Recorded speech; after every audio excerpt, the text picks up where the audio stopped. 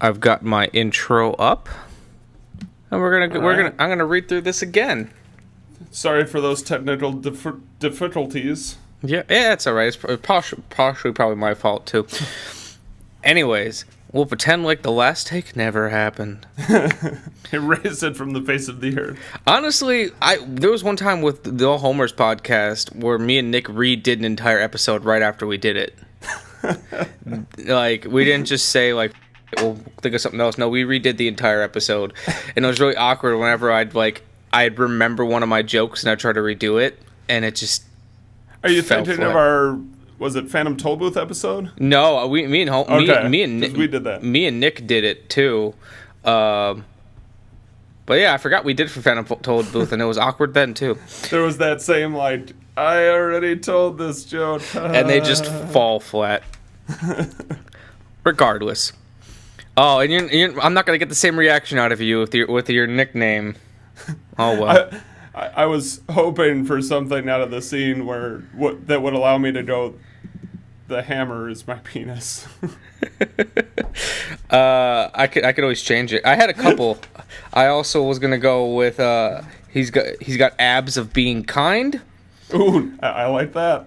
And another one was going to be the founder of the Evil League of Evil, who's also got a PhD in horribleness. All right, I'll go with abs of being kind because you liked that one. I don't even know what's coming. Yeah.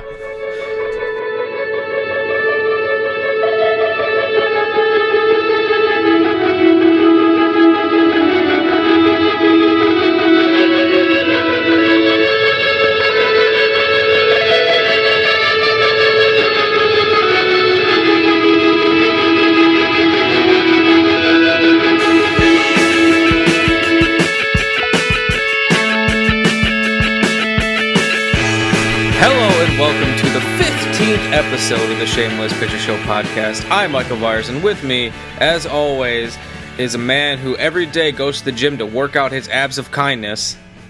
Nick Richards. Nailed it. Today's episode is horrible, except not really. Today we'll be discussing the massively popular Dr. Horrible's sing-along blog. This 2008 web series tells the story of the title character, Dr. Horrible, and his aspirations to be a feared supervillain. Issue is, he's pretty terrible at it, or horrible, I guess would have been the go-to joke for that. The operative, yeah. It was too easy, though. I respect the choice. But regardless, he laments about it profusely on his blog, which I even wrote in my notes is more of a vlog, but that's just being nerdy. While updating his blog, he tells the story of Penny, the girl he can't get to notice him. Driven by playfully catchy musical numbers, Dr. Horrible attempts to balance the girl he loves and his supervillainry. The web series stars Neil Patrick Harris, Nathan Fillion, and Felicia Day, and has gone on to capture not only the hearts of millions, but a rather impressive amount of awards. Wow, that was a lot more difficult to get through this time for some reason. So, this tongue twister. Yeah, Felicia Day, I did not think was gonna stumble me up as much as it did. To be fair, she makes me Twitter paid it also. Yeah, I feel like that is a commonality amongst a lot of my nerd friends, but I wouldn't say I don't get it because she's a rather attractive young woman. I never watched The Guild, and that's where everyone is. That's the reason I feel like so many people are obsessed with her. So I know her from this and the reboot of Mystery Science Theater. So yeah, I don't have the love that everyone else does yet. I haven't seen a whole lot of The Guild. My appreciation for her comes a lot from Geek and Sundry, which is their nerd web portal. Okay. And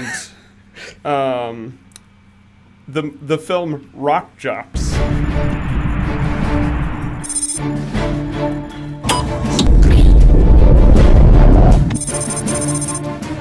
Target acquired. Fire.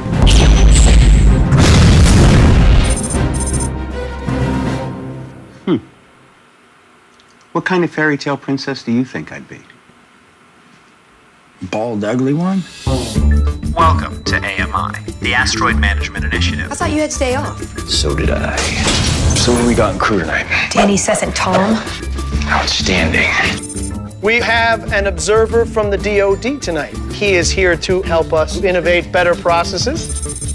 Sounds like budget cuts. No, John, it's just a review. No, it's for budget cuts. He has the authority to shut down the whole program. I need you and the crew to act professional. Somebody should probably get those. Don't do it. I'm not falling for your Jedi mind tricks. You think you can kick my ass? Oh, definitely. I look at your rejects from the island of misfit toys and I weep that our world is in their hands. The Earth will be hit with an asteroid shower so large that it will wipe out the Earth. Maybe I shouldn't have taken my break so soon. There are too many of them. They're getting through. Danny, fire! We just lost RV4. How do you want to die? Far away from you.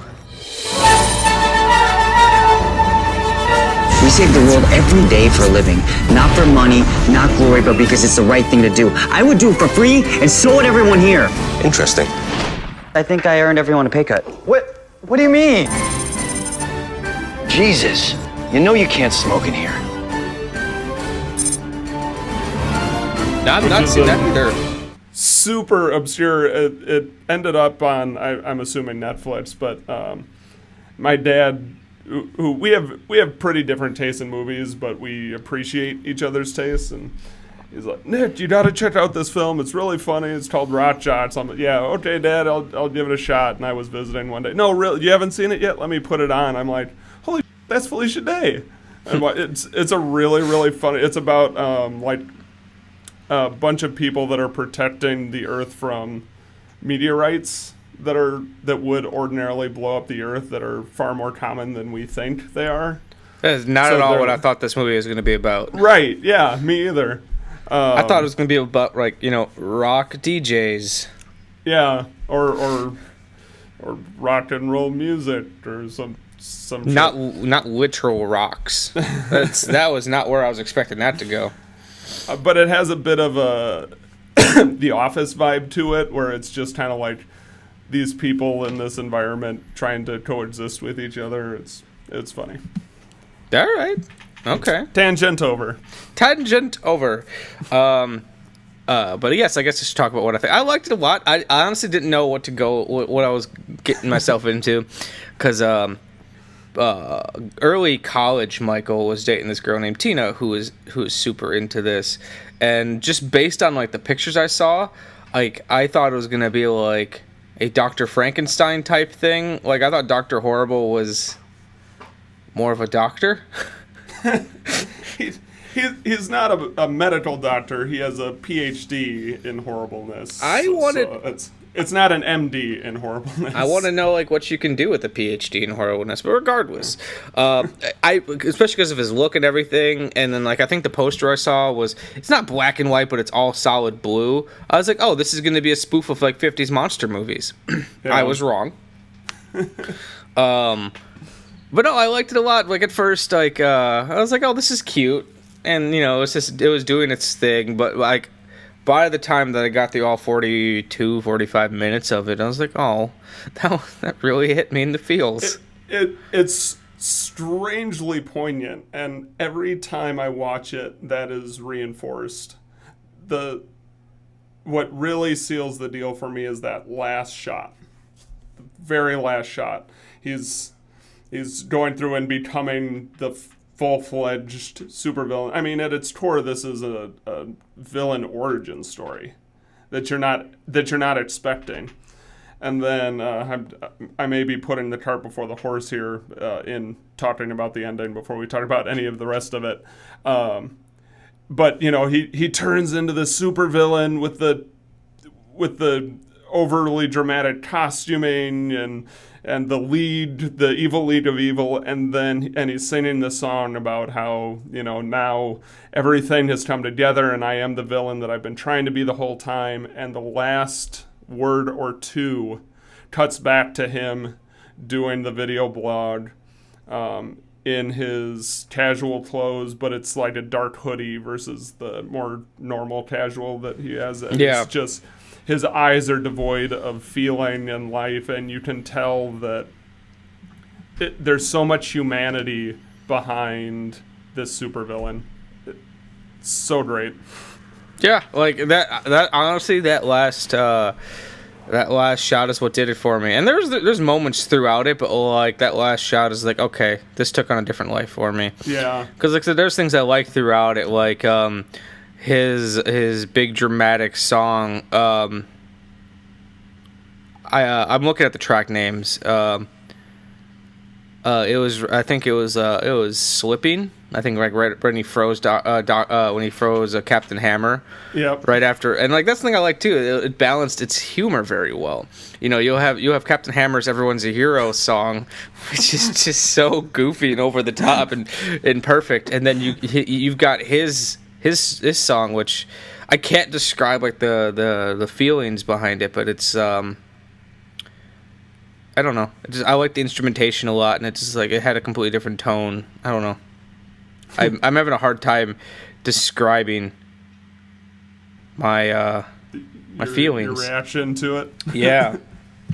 It also doesn't help that I've had no time to stew on it because I literally just watched it last night. I've seen it dozens and dozens of times, but I had it playing on my cell phone on my drive into work and dropping my son off at daycare this morning. Yeah, to refresh myself. While you stole one child, you dropped off the other. Right. Sorry, that was a reference that no one else got.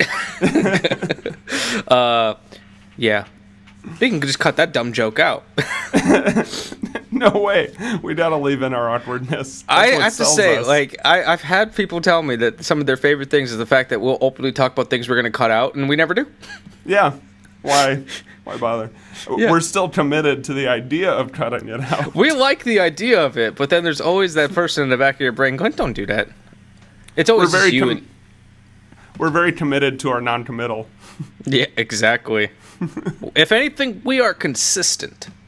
Consistently inconsistent? No, we're consistently consistent with our inconsistent. No, too much.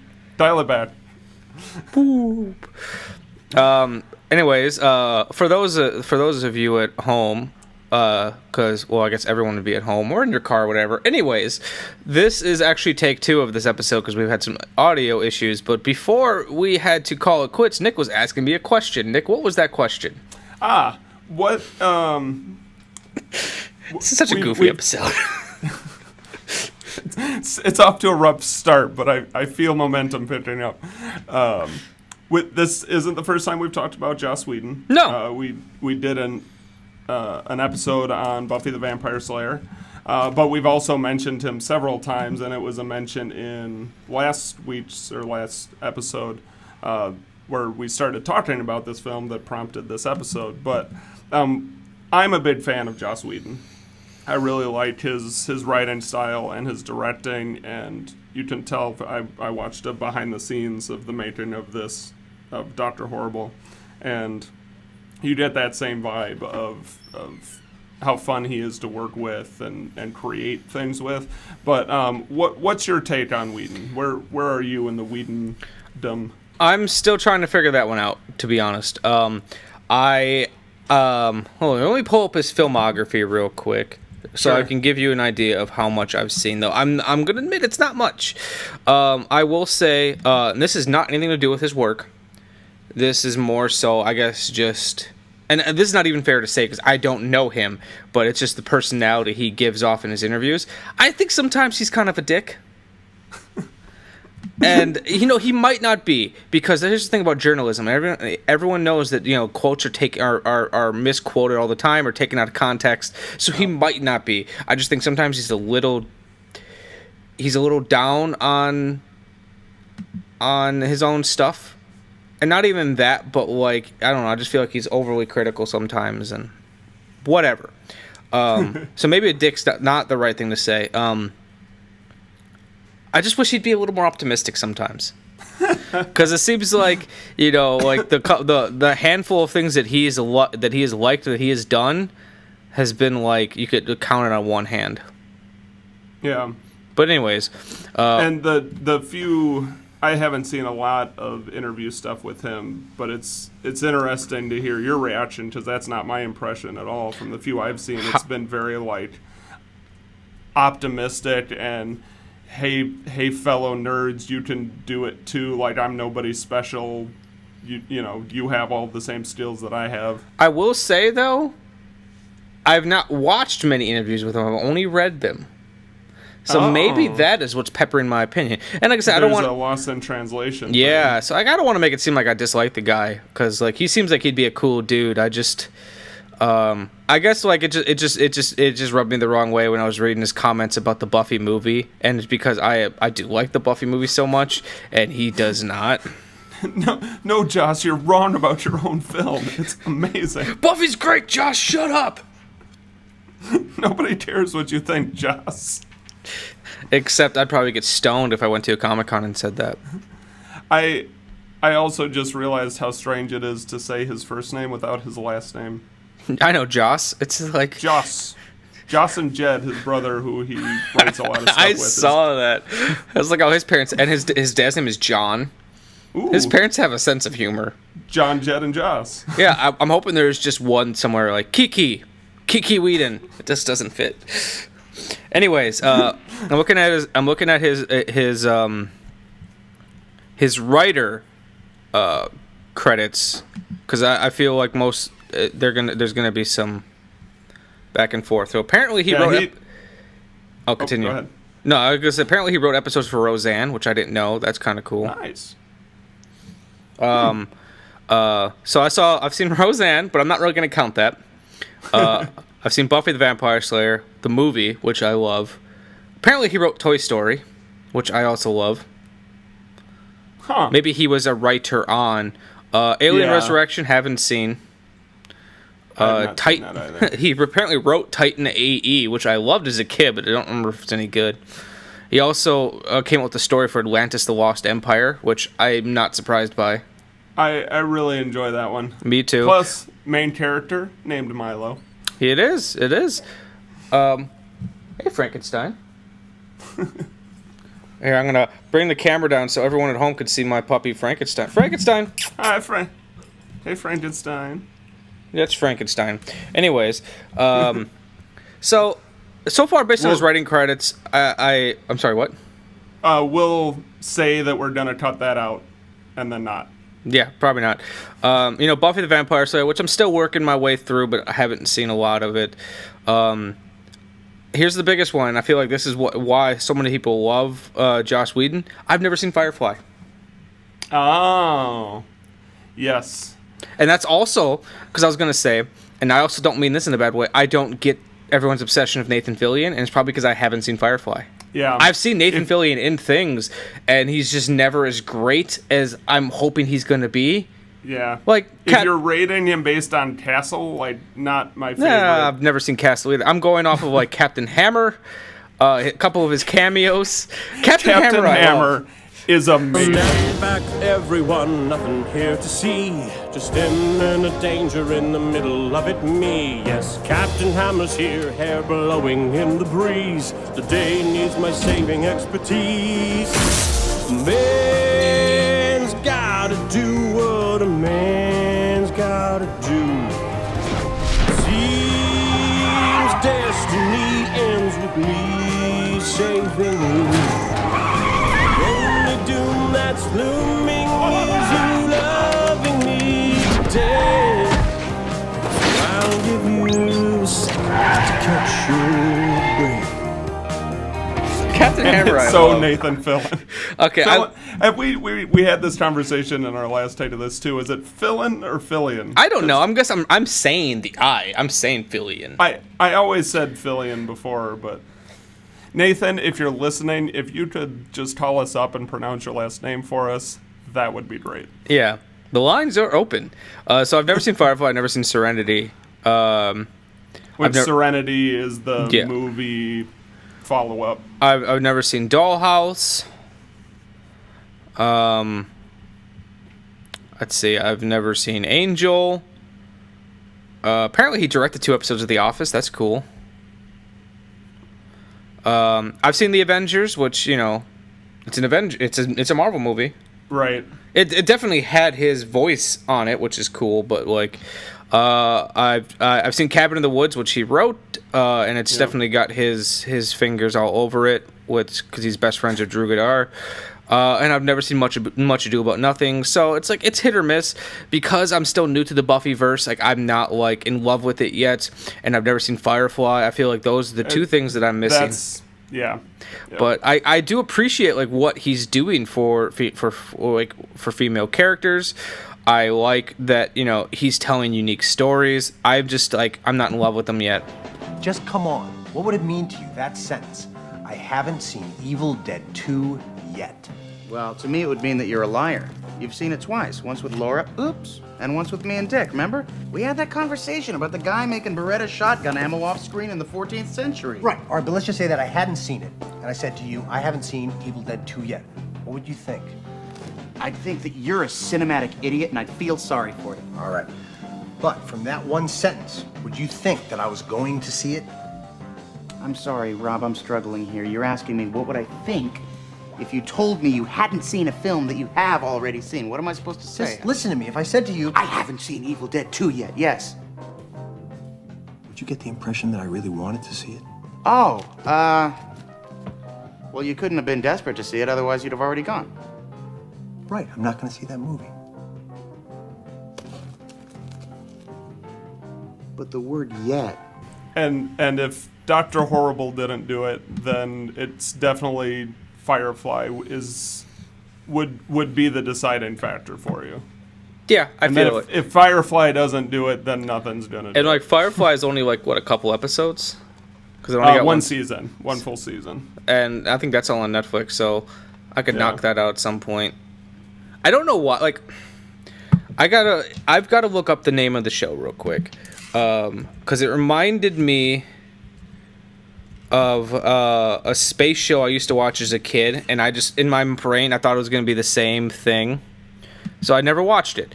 It's a Canadian. Whenever I saw anything for Firefly, it was only screenshots, and honestly, it always looked really cheap looking.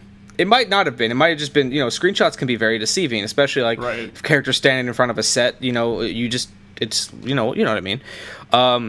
In my mind, it reminded me of a TV show I watched as a kid called Space Cases.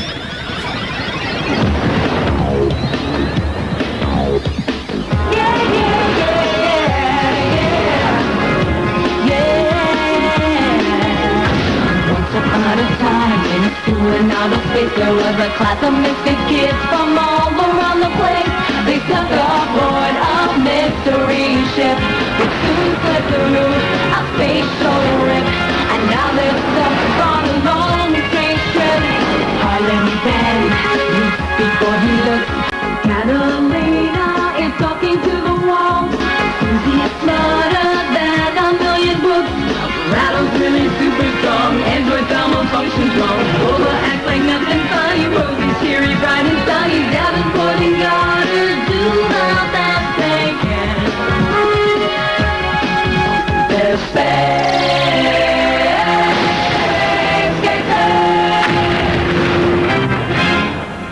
Never heard of it. It was a Nickelodeon show shot in Canada.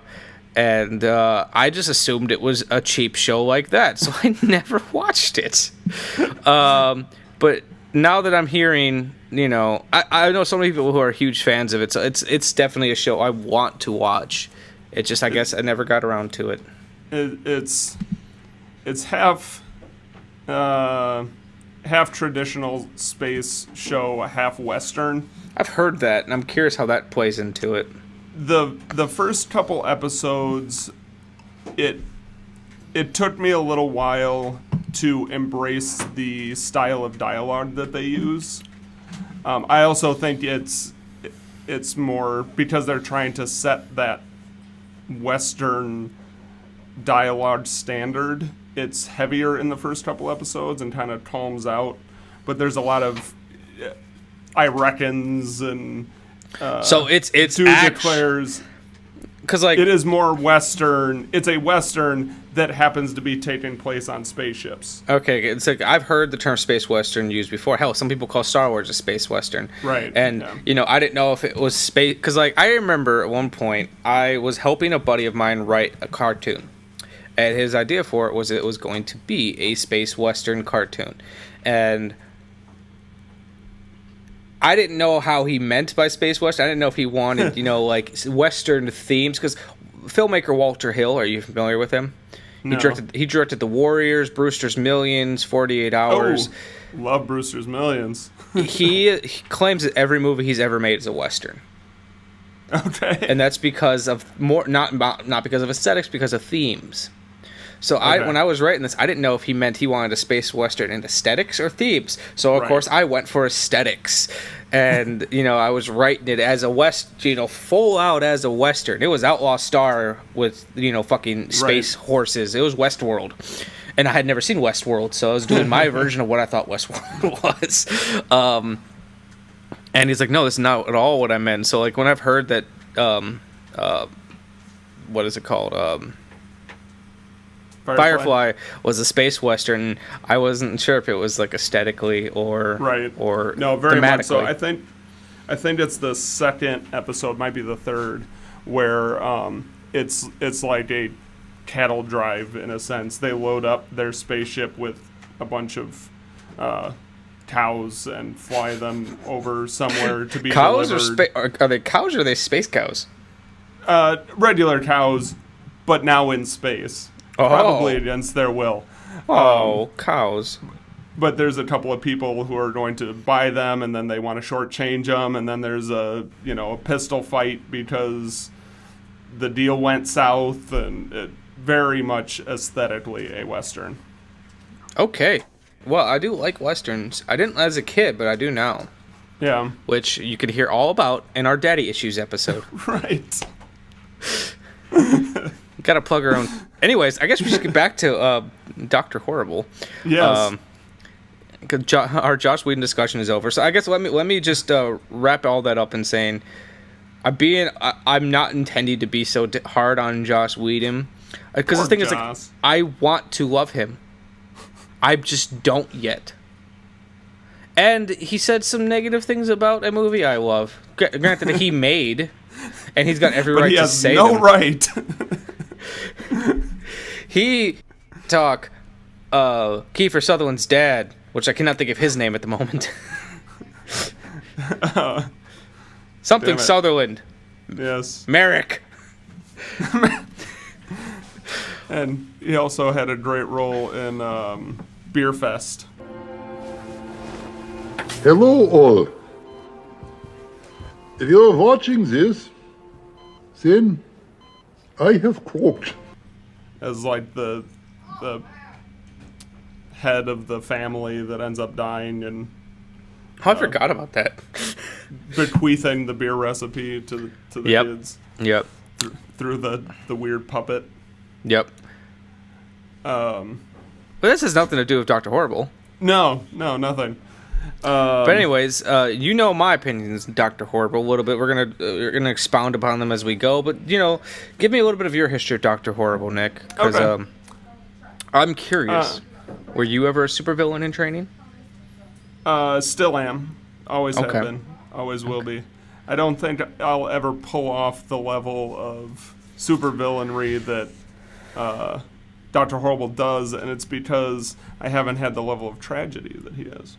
No, that's fair. I'm curious who Bad Horse, who he was to become the lead of the thoroughbred of sin. Yeah. I meant Gandhi. Anyways, tell me your I was not aware of it when it was coming out, because this series, film, however you want to word it, had a lot of hype, like even while it was being shot. If I understand the background of the story correctly, it was written during the writer's strike. Yep. That where Joss and his brother Jed were like, hey, we've got this cool idea, let's make this fun thing with our friends while we're not doing something else.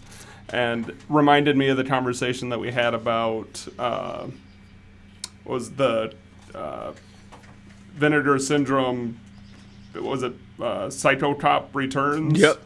Where you were talking about how like it was an opportunity to just have fun on set without all of the normal pressures associated with producing a big film, and that like that's what I feel when I watch this, is like the kind of sensation that I get on set, because I don't have any pressure to produce any, like we're just all having fun.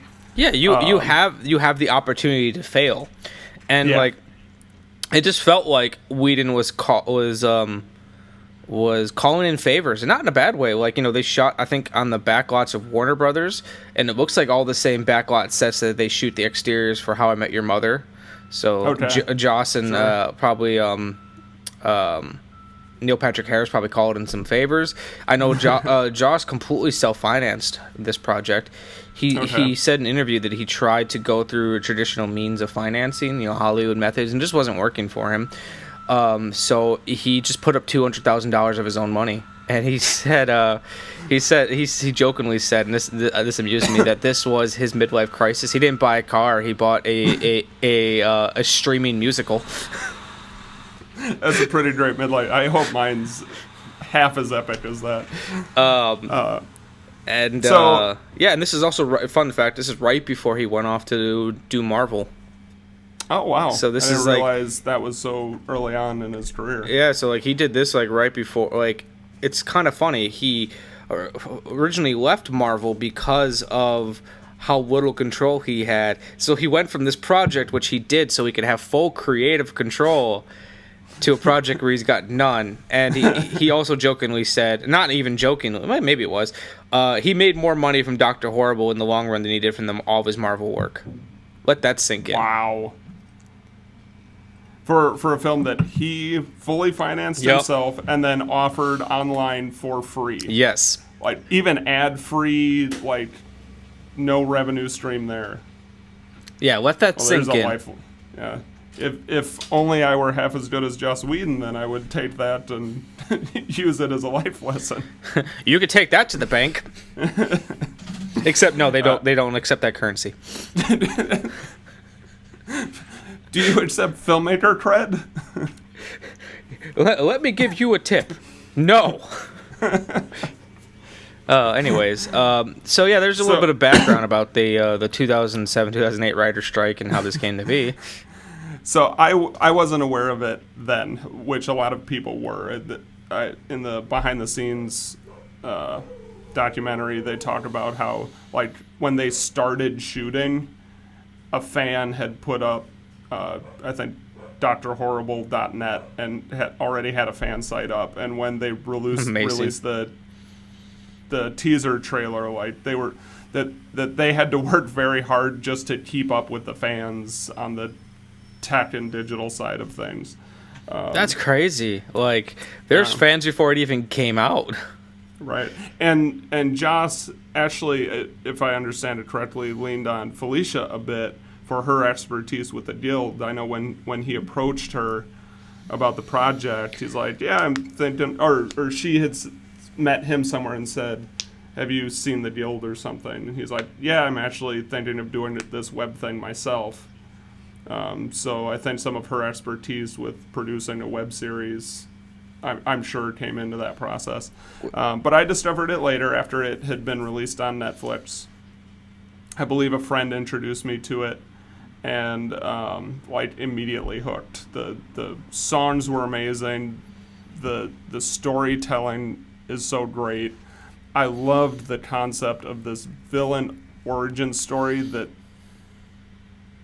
surprised you that that's what it was. Like, yeah.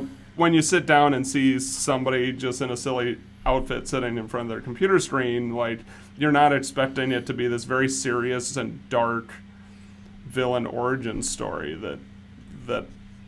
that's what keeps me going back and watching it over and over again. Yeah. Felicia Day's character is such a great foil to Neil Patrick Harris's character, where they both see the same problems in their society, and they both want to do something about it. But Penny is doing it, right? Penny? Yeah, Penny.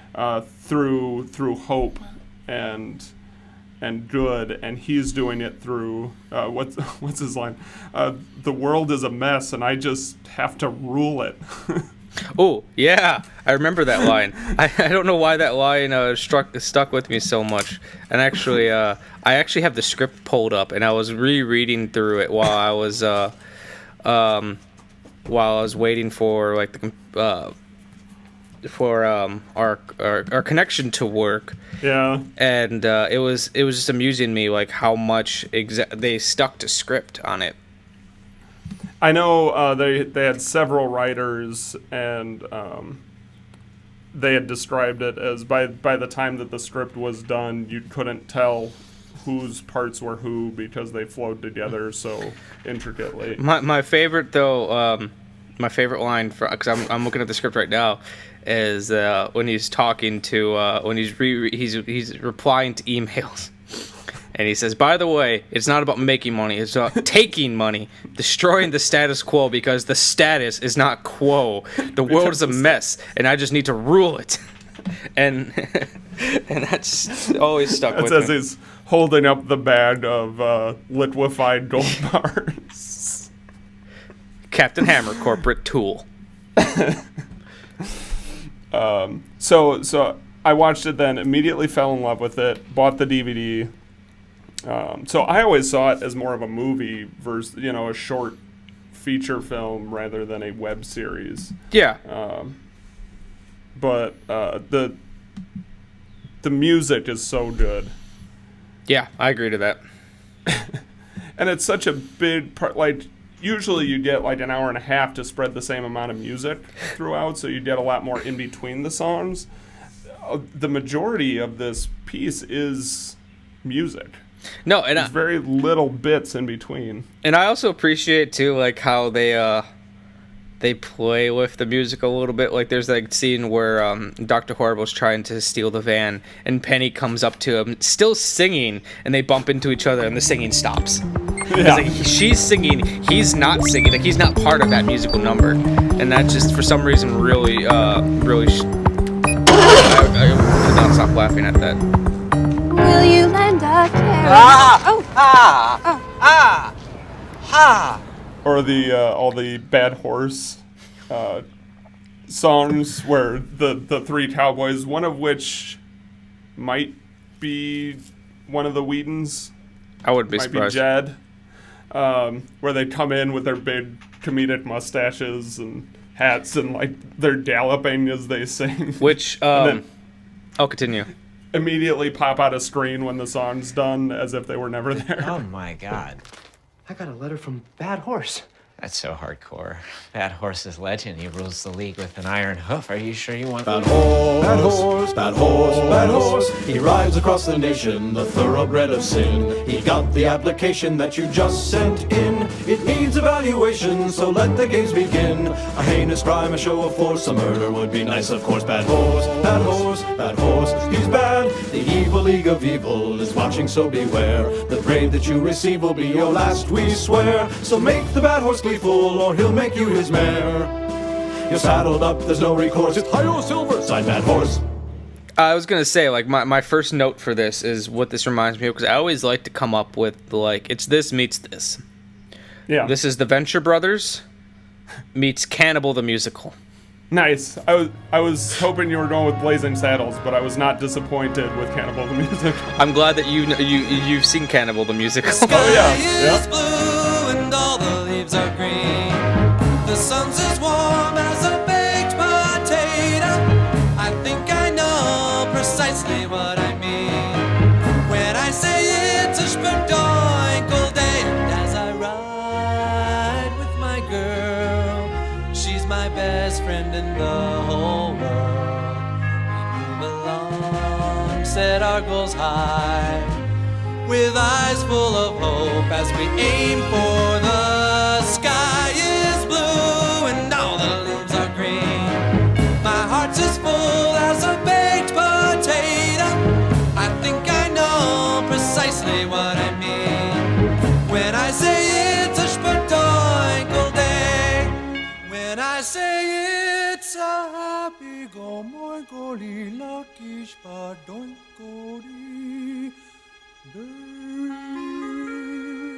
Because like as soon as like they popped out a screen, I was like, oh, those are the fur traders from Cannibal the Musical. Not as good as Orgasmo, but still a very good film. Yes, exactly. Jesus and I love you, Michael. So yeah, that's like, especially with the evil guild, it's like, oh, that's totally Venture Brothers esque. Yeah, absolutely. And then especially at the end because David Bowie's there. Right. Which Poison Ivy. I need to point out, like, I was looking at the list of who the names for those supervillains, and they've all got names. They all are named. Yes. It's Tie Dye, Snake Bite, Professor Normal, Dead Bowie, Fake Thomas Jefferson, Fury Leica, and Bad Horse. My favorite is Fake Thomas Jefferson. Yeah, totally. And then there's Dr. Horrible's buddy, who's either a roommate or a neighbor. I couldn't tell. Moist. Whose superpower is moist. Yeah. At most, I've made people want to take a shower. Yeah. Or at my most badass. So yeah, the Dr. Horrible was like, I'm actually surprised. So there was something I knew about. I was dating a girl who was really into it, and I honestly just thought it was like a cult type. It was a cult thing that like it had its fans, but I just didn't think it made the impression it did. And I'm looking at its awards, and like Time Magazine named it number 15 in Time's top 50 inventions of 2008. And that's amazing. I think someone else said it's like the best thing to come out of the writer's strike. Yeah. But no, it's won Hugo's. It's won Hugo Awards. It's won People's Choice Awards. Something called the Streamy, which just I think it says steamy every time I look at it. Creative Arts Emmy Awards. Like, it's done way more than I would have thought it did. It's one of the as a filmmaker, once you figure out how the sausage gets made, it's hard to see films the same way. Like, you're always looking at camera angle and edits and performance and direction, and you never really get back that innocence that you watched films at before you become a filmmaker. Yeah, I agree to that. You can't sit back and filter out all of that knowledge you have of the process. No, like even if a movie works for me, like I've got a pretty good suspension of disbelief where I can watch something and be like, okay, I'm in this world. I'm not constantly thinking of it as, just like, oh, that's where they move the camera. But yeah. There are definitely times where I was like, oh, me and Amanda watched Clerks she's never seen Clerks, and we watched it, and I was like, oh, and I was completely in it, and I was like, oh, they broke the 180 rule right there. Right. Yeah. But every once in a while you come across a film that at least gets close to that, and I think for me it comes down to how much fun, but somehow the fun that they have on set translates across the screen somehow, and this was an example of that. The other film, not so much in fun, but ones that got close to getting back to that pure, innocent viewing scenario, which I've talked about many times, is The Prestige. Mm-hmm. Where with Dr. Horrible St. Alon Blood, after I watched it, I thought to myself, I have to go make a movie like right now. Yeah. Because that is so much fun. Yeah. For me, what strangely, because like you said, like once you know how the sausage made, it changes things. For me, the movies that still leave me baffled to an extent, and it's really dumb, but are big blockbuster CGI films. Sure. Because here's the thing, if I'm watching, say, something like Dr. Horrible or Clerks, I know how it's done. I can pixelize it. That's not even a word. I can picture it. I can figure it out, and I can even be like, oh, if I wanted to, I could totally do this myself. Right. Yeah. However, with like a big, say, like for example, the first Avengers film, yeah, it is broke. It's a bunch of camera angles and whatnot. But like once you get down to like choreographing giant monsters and CGI scenes and pre-visualizing. It's like my brain just turns off and it's like, I don't know how this is done. It's just computers, man. Right. So it's like those are the easiest movies for me to like. Those are the ones I seem to be the easiest on because I can't critique them from a filmmaking method because I'm still like flabbergasted about how they're done. Yeah. So like I'll go see a big budget, say Marvel movie, and I'll be like, it was a movie. I didn't hate it, nor did I like fall in love with it. It's like, you know, it is, and like I can suspend my disbelief so much easier something like that than I can if like Clerks. Sure. We're jumping around quite a bit as usual. I don't even know what I don't need to justify it. I'm gonna jump around right now. I feel like people come to this show for the conversation, so yeah, and our dreaminess. Yes, I kind of see a parallel between, at least from the way that I viewed these two filmmakers, between Joss Whedon and Sam Raimi. Okay. Where they started out with very independent roots. Let's get our friends together with some cameras and try and make something neat. Yeah. And they get these cult followings and then prove themselves in kind of this middle ground where they're making more studio films and doing them really well and still engaging the audience and intriguing people, and then move into superhero movies. You know, it's interesting too, like what I can definitely see that connection between the two, but it's kind of interesting to me that Joss Whedon almost restarted his career after Buffy. Like if you think about it, like, you know, he had huge success with Buffy, and then like it didn't translate to him going off and doing huge studio films. He still did television for a little bit, but then he kind of went back to doing the indie thing before he got Marvel. And like, sure, to me, it's like, you know, he almost had to rediscover himself. Yeah. And then I feel like he's also might be doing that again soon because of how unhappy he was working with Marvel. Sure. Like, and I know he. Oh, continue. I'll be very excited to see what he comes out with in the future. Same. Like, I know right now he's doing Justice League because he's helping his friend Zack Snyder finish it because Zack Snyder's one of his kids just died. Oh. So Joss stepped in to help finish the film. Okay. So I know he's doing that. But no, it's kind of like I had a perfect example and I cannot think of it. I'm blanking, but I'm hoping that, you know. Oh, Peter Jackson. I keep hoping that Peter Jackson will, you know, go back to his roots and go back to like the type of stuff he was making back in the days of like Bad Taste and Dead Alive and get out of the Hobbit's world, and because he's lost a lot of his creative voice, and sometimes you just need to go back and do something small. Jon Favreau did it with Chef. Yeah, and that guy has a prolific directing career. Jon Favreau? Yeah, every time I'm like, oh, he did that? Holy crap. Like, it's one more thing that he's done.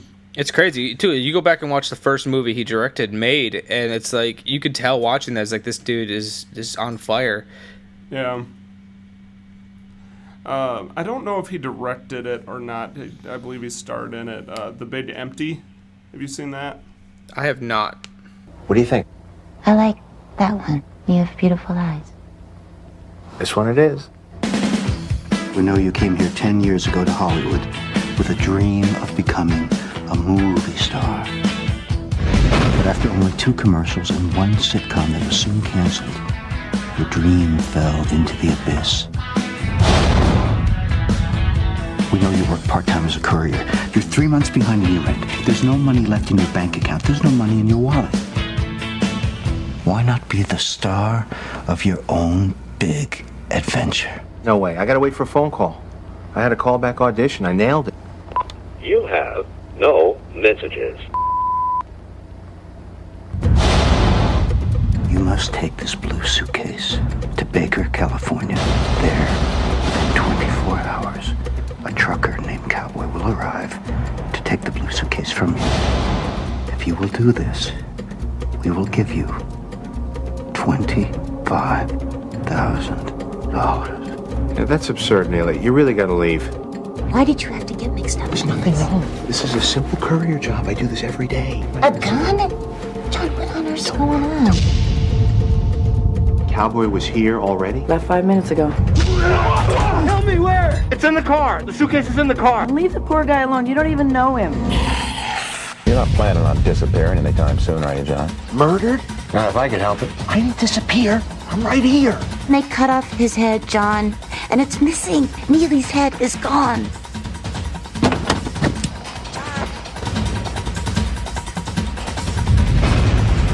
Why me? Why not? Go with me. Go with you where? Am I gonna die? We all die, John Person. Way of the world. Deal's a deal. And now it's time to go, partner.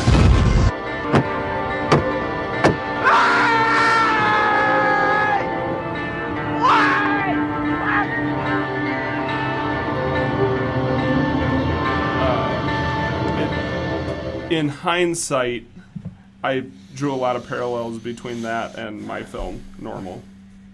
Really? I do like Normal, so... It's that delivering a mysterious package to a strange situation, and then you never really figure out what the hell it was all about. Yeah, I have never seen this movie. Apparently some guy named Steve Anderson directed it. Okay. Stars Jon Favreau. Stars him, and Kelsey Grammer also has a small role in the film. What? Wow, this cast: Jon Favreau, Joey Lauren Adams, Bud Cort, Daryl Hannah, Rachel Lee Cook. Who's not in this? Sean Bean. Right. Did he die? Yeah. There's a lot going on in this movie. Add it to the shame list. I'm going to. Ding, but, ding, ding, ding. I feel like we keep getting off topic of Dr. Horrible, but I have a reason for that. It's only 40 minutes. It's a shorty. Like I feel like I kind of knew this episode in itself was gonna be short. Yeah. So I guess even my notes are kind of weird because I was making notes on things that I found funny, because like for me all the heart came at the end. Like right. Not all of it, but I feel like you know what I'm trying to say. Yeah, like the it end kind of solidified. light. Yeah. And it was like, it started with had their meet cute story and, the laundry and, and I almost feel like if this was longer, they could have like expanded upon some of this, like, expanded upon some of this, like, like little things that like, like him trying to change himself for her, like when she's, he's like, when he's saying this is such a dumb task, and she's like, I like laundry, and he changes his mind. It's like, oh, that could have been like, if this was like a full-length movie, it could have been a reoccurring theme or something, like... What crazy random happenstance. Yeah. Billy? Yeah? You're driving the spork into your leg. So I am. Hilarious.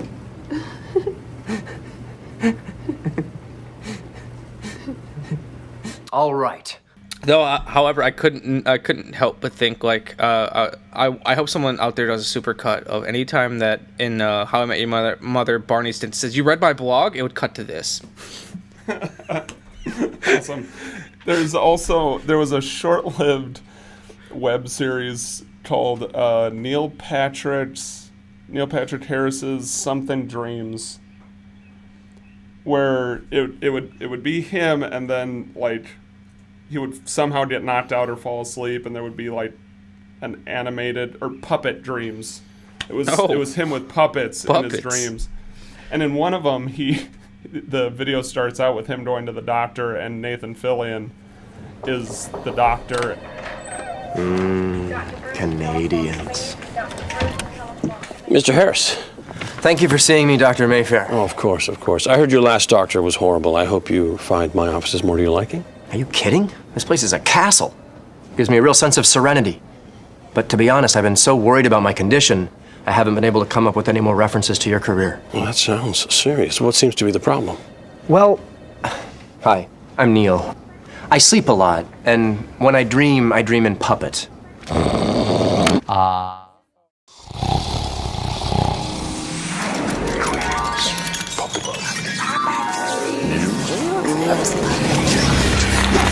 Neil's Puppet dreams. So yeah, check out Neil Patrick Harris's Puppet Dreams, I believe. Goodness, look at my wrist. Yeah.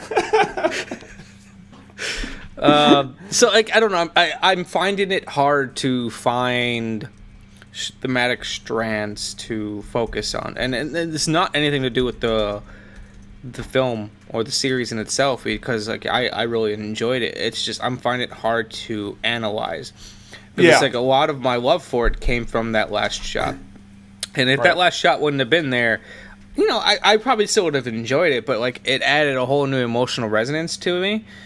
And it was, especially because it was so quick, and like that's what I keep thinking about and going back to is just his disheveled, like beaten down look, where he's gotten everything he's ever wanted, but not really, because he was doing all this to get Penny, and Penny's gone. Well, and there's this point too where he wasn't. I don't think he was doing it all to get Penny. I think those were two separate things. He was trying to somehow fix the world that he had all these problems with. And then he was also in love with this girl. And because those were his two driving forces, he kind of intertwined the two in a way that didn't necessarily make sense, because he routinely says, like, I hope Penny's not here to see me do this evil thing, but it's because I'm going to do something big that she's going to be so impressed with me. So there's a contradiction in him entwining those things, and I think what it comes down to is that he had a choice. Does he become an evil villain, or does he try and get the girl? And because he focused on trying to become evil, he lost the girl. Yeah. And like I said, that's it's kind of like this weird chicken and the egg scenario. But yeah. Doop-a-doop. But no, like I said, I've said it many times, I really enjoyed this, and I feel like it's going to be something I'm going to watch, occasionally go back to, and just find new things I like about it. But I guess I wanted more from it, and not necessarily like a sequel or anything. I just like I'd watch a scene, and and it's a web series, so you know you're only going to get what it's broken into 3 acts. But it's like I just kept hoping, it's like, oh, I'd like a little bit more here, a little bit more there. Yeah, and that's, I think, the hallmark of a good story too.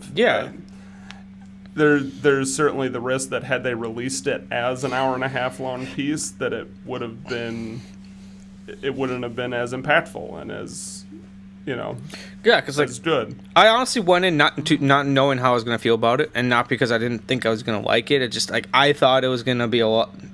I honestly thought it was going to be a lot dumber than it actually was. And it has that kind of silly lightness to it that, you know, if just the title alone says don't take this too seriously. And there's a horse. There's a horse. This is going with the wind, man. I was not expecting Bad Horse to be a actual horse. He is the grandchild of the horses from Gone with the Wind. Oh my God, that's why Bad Horse is bad. Yep. Because his ancestor got whipped to death. Oh my God, origin story. Bum bum bum. Here's our new content, season 2, Dr. Horrible's or Bad Horse's Sing-Along blog. I hope it's all like the 3 cowboys. And I hope, because I hope the horse doesn't actually speak. He just whinnies, and the cowboys come out and translate. What do you think? Bad Horse didn't work on his whinny? His terrible death whinny? And I'm so glad that in that final confrontation scene between Dr. Horrible and Captain Hammer, when he fires off the freeze ray element, before he plans on using the death ray, he does that thing that he was practicing in the very beginning of the film. The laugh, I've been seeing a vocal coach. Strengthening the That totally paid off. A lot of you guys ignore the laugh, and that's about standards. It's just, come on. You're better than that. I do have to say, though, I'm looking at the script, and I don't know as much about Joss Whedon. Did he have a background in theater? I don't know. But no, the reason I asked is because I'm looking at the script and it's written not like a script. It's written in a 3-act structure like a play, and it will have the location laundromat underlined, and then just have the character in the dialogues or the song. Sure. That the script was structured more as a musical than a film. Yeah, like there's no description whatsoever about what the characters are doing or anything, and like it's not, how in a script like they usually the character names are in the middle of the script, and this one's like all the way to it's laid out exactly like a stage play. Okay. So, interesting. This is the most you'll get. Dr. Horrible sits with blank expression. That's it. And I'm purely speculating here, but that could have been the influence of either Jed or Marissa also. Marissa did a lot of the writing. She was one of the 3 Captain Hammer fans. Saved her life. They say she works with the homeless and doesn't eat meat. We have a problem with her. This is his hair. I love the Captain Hammer fans. For a sweater vest. We do the weird stuff. Oh, that was another thing that I found really interesting is just in general how sexually innocent all of these characters are. Yeah, I know. Captain Hammer, who's really excited about the second time because it's going to be weird, and Dr. Horrible, who's like, they're probably on a date, French kissing. Like, there's this really great innocence about the whole thing. I know. And then, like near the end, Captain Hammer's like, we slept together, and her just, like, weird, like right. Yeah, we totally had sex. As a line in the song. Yep. But no, yeah, I'm noticing that,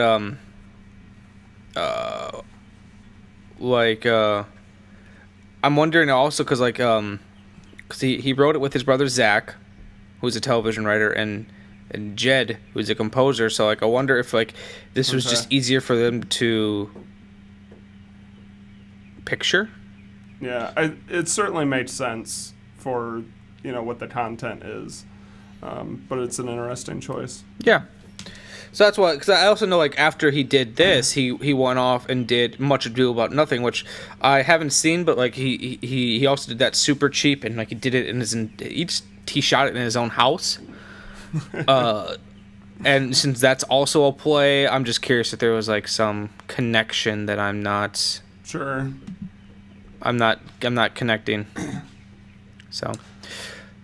All right, dude. Well, I think even though it is shorter than usual, I think it's fitting for the piece, and I hate to stammer on for 20 minutes. Yeah, I thought I was trying to think of what else we could talk about. Do we have any idea what we want to do next?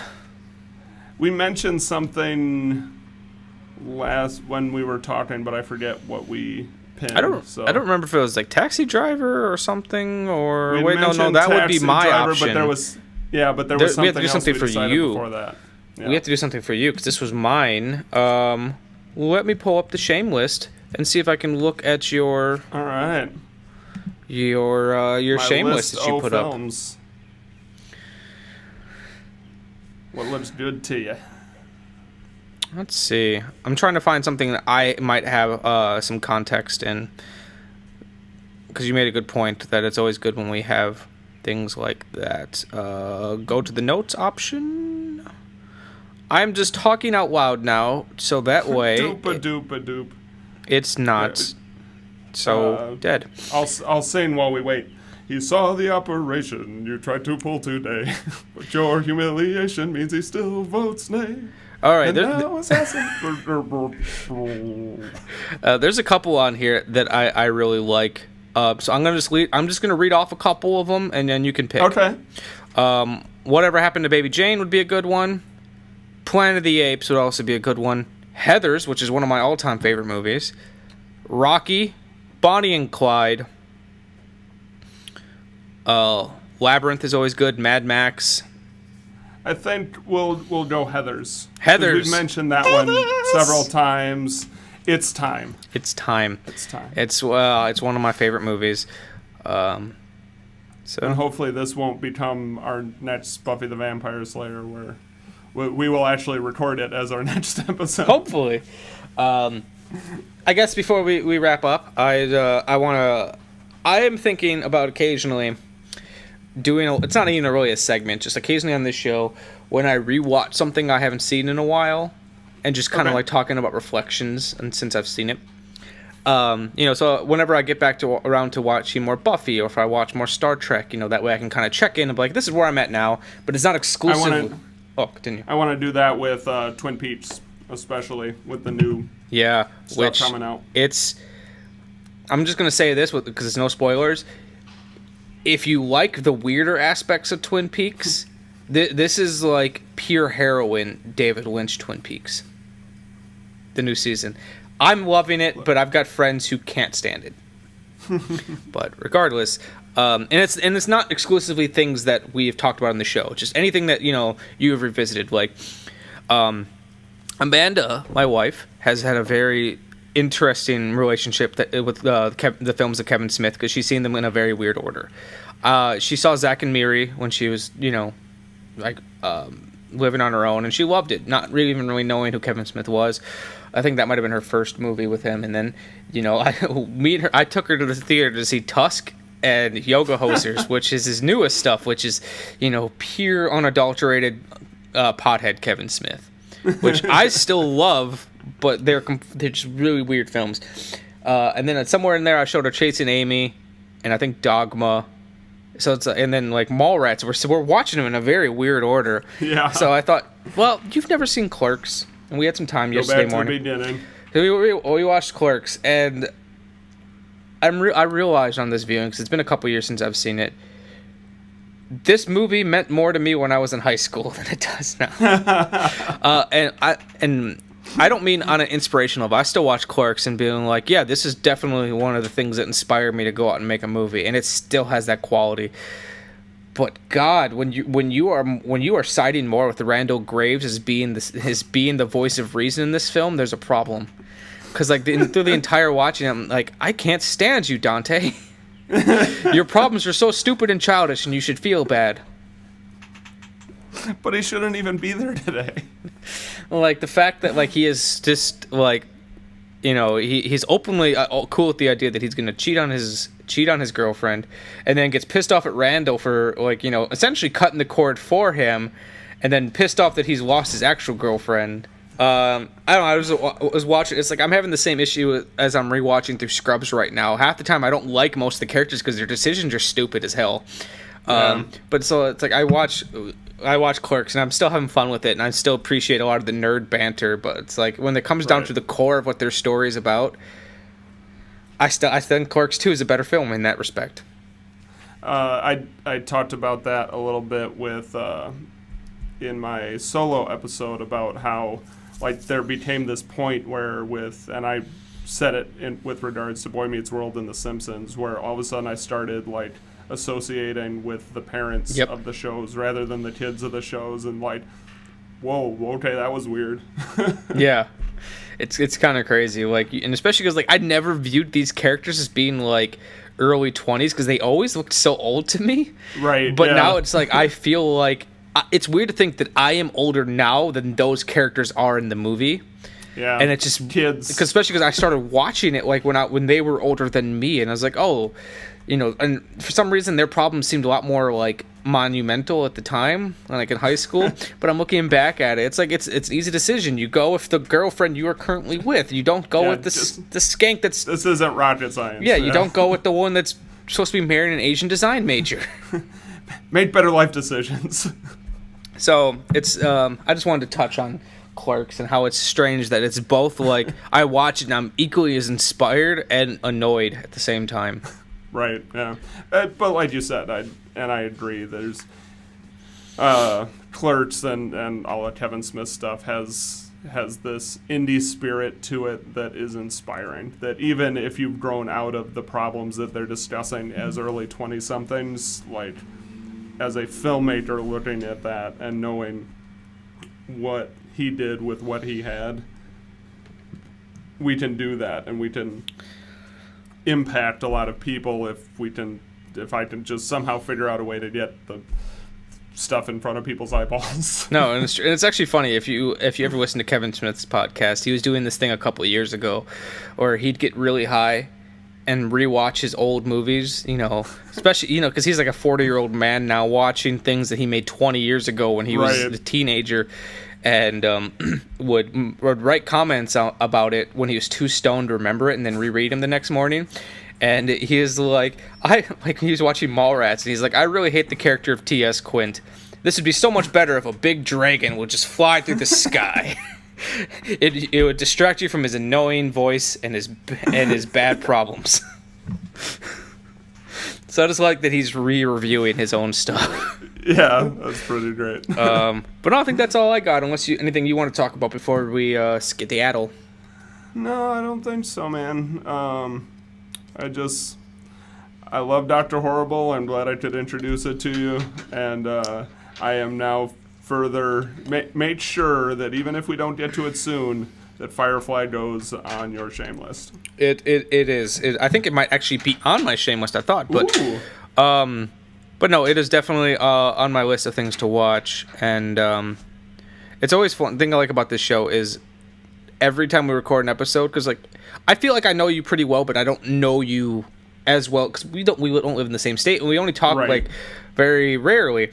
But the reason we know each other through our art and our creative opinions. Yeah, the thing I like about doing this show is I like doing this show with someone I don't know very well, because then it gives me a chance to discover someone's taste. Like if I were to do this to say like my best friend or something, it'd be a little different because I know them super well, and I feel like we would start catering. So it's kind of cool to learn someone's tastes as we go. Yeah. Cool. The same to you. All right. Well, I think that is I don't think that is it for our current episode of the Shameless Picture Show. Yeah, go enjoy your day with your intern, Nick. Yes, I will. Your child labor intern. And I'm sure there is a great Dr. Horrible line to say right at this moment, and I can't think of a single one. Hold on, I got a list of ones that I liked.